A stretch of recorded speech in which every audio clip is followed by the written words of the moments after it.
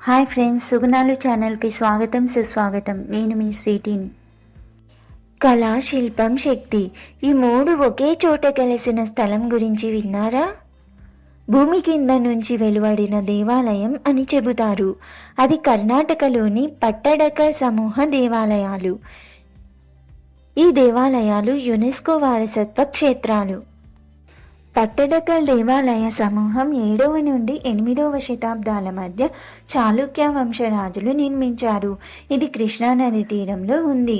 ఇక్కడ ఉన్న ప్రతి దేవాలయం ఒక కొత్త శిల్పకళా ప్రయోగం. ఇక్కడ మొత్తం 10 దేవాలయాలు ఉన్నాయి. వాటిలో ప్రముఖమైనవి విరూపాక్ష ఆలయం, మల్లికార్జున ఆలయం, పాపనాథ ఆలయం. ఇవి 2 ప్రధాన శైలుల్లో నిర్మించబడ్డాయి.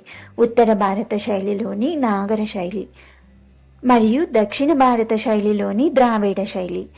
ఇది చూసినప్పుడు ఒకే ప్రాంతంలో భారతీయ శిల్పకళ వైవిధ్యం కనబడుతుంది.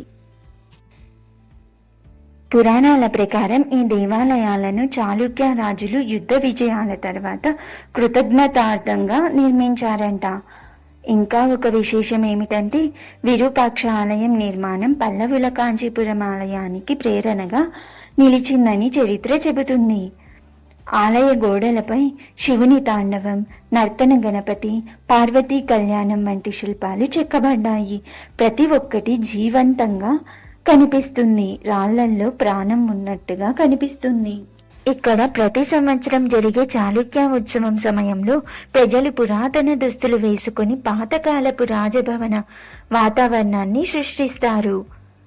అది చూడటం ఒక ఆధ్యాత్మిక అనుభూతి కలుగుతుంది.